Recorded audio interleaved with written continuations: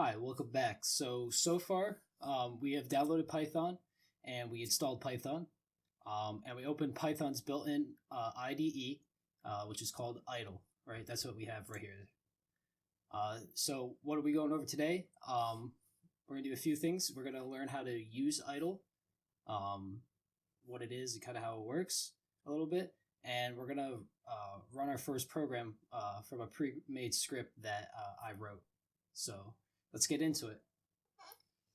Okay, so when you open up your idle environment, the first thing you're going to see is this. This is the shell. It's called a REPL environment, an REPL. As for what that means, it's not important, but if you want to read more on it, I'll put a link down in the description below. But essentially what it means is that if I type some code here, I'm going to immediately get a response, right?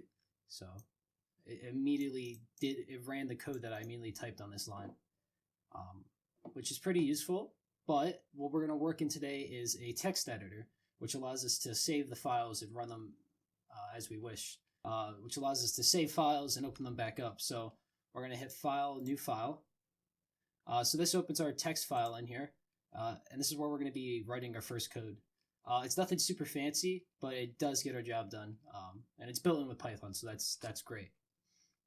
So in the description, I'm going to put a link to some code, which is going to be right on here. And we're just going to highlight it all. We're going to hit Control-C or right-click and copy. And then we're going to paste it. Right, so now we have code pasted into our text editor. You'll see that it's highlighted. This is called syntax highlighting. So these are certain keywords and stuff that you'll be learning about what they mean. And you'll start to understand why things are highlighted the way they are. Different IDEs highlight things a little differently, but they all kind of have the same following of the syntax.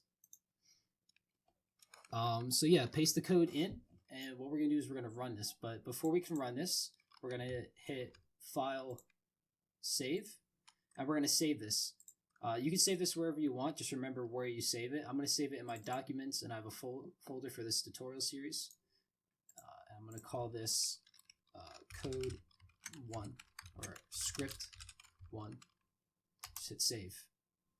So to run it, you can do one of two ways. You can press this run option up here and then press run module, or you can press F5 on your keyboard, which is a bit quicker. And there we go. It's going to run the program from us and spit out these two outputs here, right? This is our output, these blue lines here. So your output may not look exactly like mine, and that's okay, because the nature of this program I wrote, it uses random, right? So what it's doing essentially is it's getting a random integer, and then it's testing that integer, right? That number. Integer is just a whole number, positive or negative. It's testing that integer.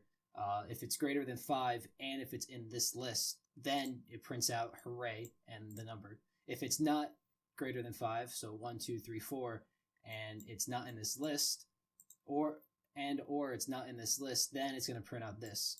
So if I get a 7, for instance, if we run 7 through this program, 7 is greater than 5, but it also needs to be in this list, which 7's not in this list when I have 6, 8, and 10. So it would print out not so great and then 7.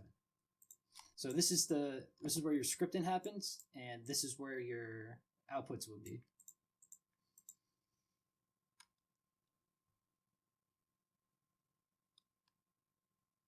But more on the logic behind this in future videos. So I'm going to change one little line now. I'm just going to type NUM at the end of this, and I'm going to save it, and I'm going to hit run. And we're going to get this syntax error. Oh no, right? This is invalid syntax. That's telling us that we essentially wrote something in our code that doesn't follow the quote-unquote grammar rules of the Python programming language. So if I delete that, hit F5, our program will run again. And that's it.